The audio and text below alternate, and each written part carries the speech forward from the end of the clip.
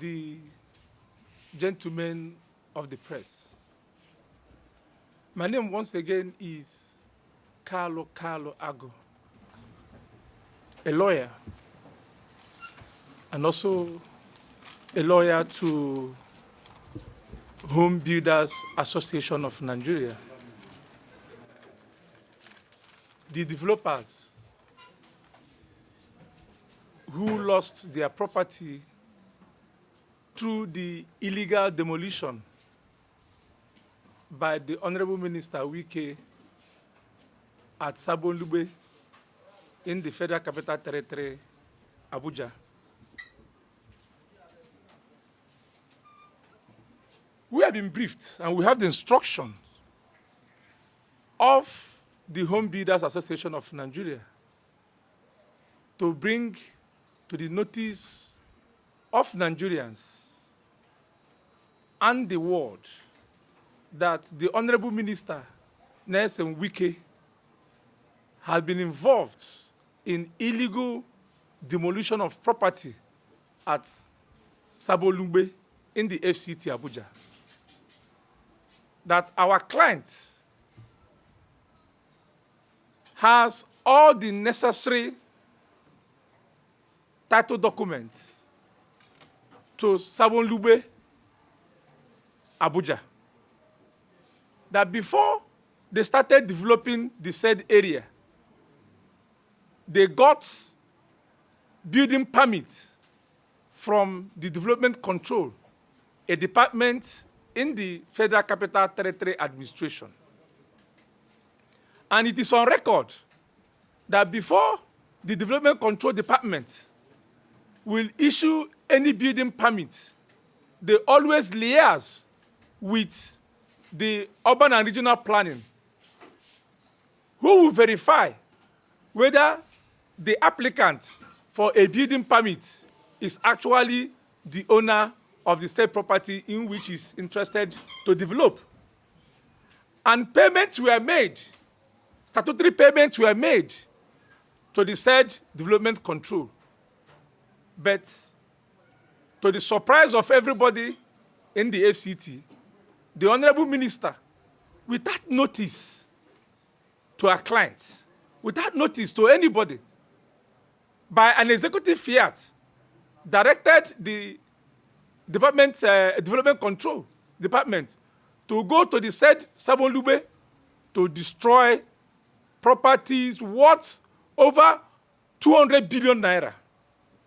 As we speak today, the said demolition has rendered so many Nigerians homeless because people were residents in the said place and today they are homeless.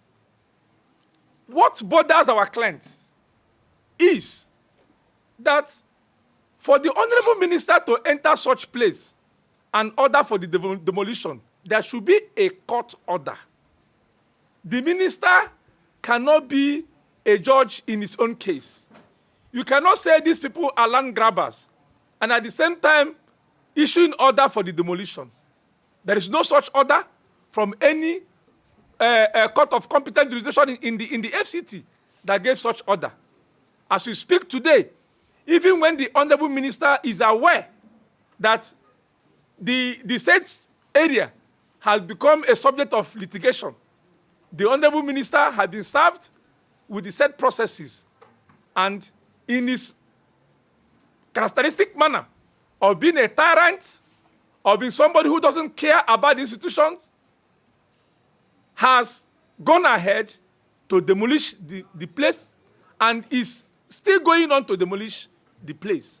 And of note, which Nigerians should know, is that the reason behind the said demolition, because the Honorable Minister is interested of allocating that said place to other developers. As we speak today, the news, the internet is awash with the news of the same place being allotted to another developer in the name of Ratcom Nigeria Limited. And the said offer was made to the said Ratcom Nigeria Limited by 31st of October 2024, just yesterday.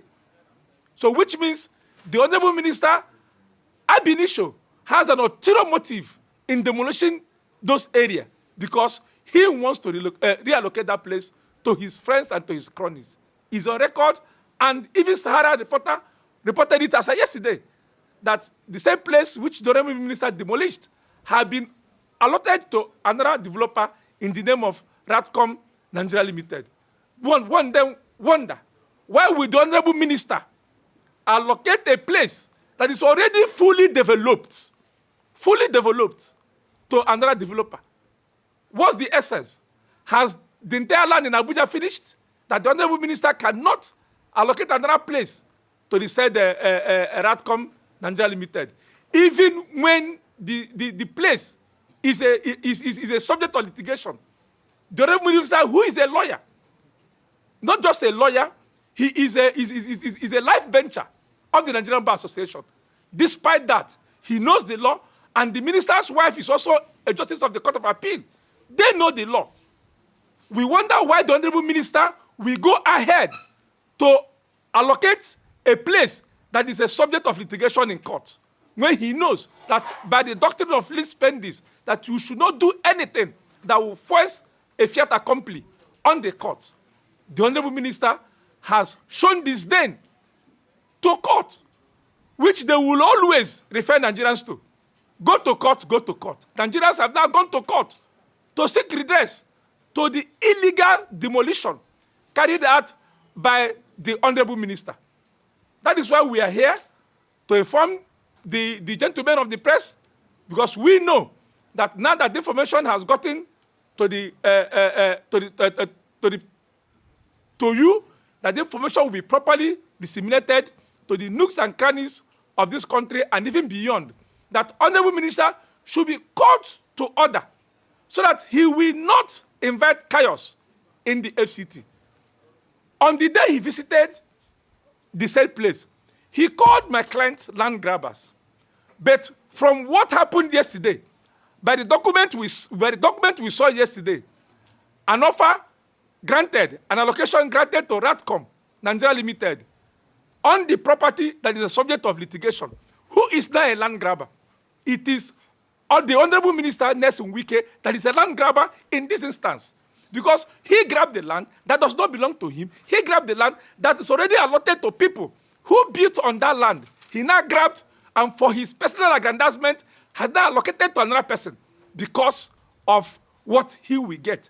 Not thinking of the economic waste, not thinking of the lives that have been lost in that place, not thinking of Nigerians who have been rendered homeless because of his illegal activities on that place. So we are calling on President Ahmed Tinubu, who appointed Wike, to call Wike to order, or even to remove him from being the minister of the FCT, because what he's doing is giving him a bad name. Because people are now saying that it is Wike and the President Bola Ahmed Tinubu that are collecting people's land, that they do not know how they got into that place. Today, we are calling them to order, that Nigerians will resist them. Nigerians will resist them. And when Nigerians start to resist them, it will bring chaos. And we don't want chaos in the FCT. And our clients are law-abiding people. They are saying, and that's the instruction we have to bring to the media, that let them allow the course of law to take its place. They are in court. Let the matter be resolved in court. The matter is already before the court. Why are they rushing? Why are they jumping gun? Why are they disrespecting the institution that brought them in? That is why we are here. Let them hold on. Even from the form which was used in filing the process, there is a clause that is even an order that parties shall maintain status quo. So why are these gentlemen disrespecting our court institution? Is it because they are above the law or what? We are calling the international community, we are calling well-meaning Nigerians to get into this matter so that it will not degenerate into chaos, which at the end of the day, Nigerians will suffer for it. Thank you very much. The whole area is known as Sabon Lube. That's what the area is known, Sabon Lube. Now, as of today, over 100 houses have been demolished illegally. No notice, no court order. Wike wake up in the morning and by an executive fiat order that those buildings be brought down. And they were brought down, despite people living in those houses. From the FCDA. Yes. They have papers. That is, in my initial statement, I stated that before they went into the development, they applied for building permits. In Abuja, there is a department in the FCDA that is saddled with the responsibility of granting a building permit. That is the development control. And the development control is a department in the FCDA. And before you get the permit, they will also liaise with another agency in the FCDA, which is the Urban and Regional Planning, who is of the allottees in the FCT. And before it was granted to the proper channels, and they made payment to governments in those areas. And they were come to do so as at least to get back your investment. That's only what they did. The roads, the cement and all that were left behind. They did not sell they did not sell any property to any scavenger. None. They did not sell any property to any scavenger. It was only the relics that were left behind after the destruction by the tyrant called Wike.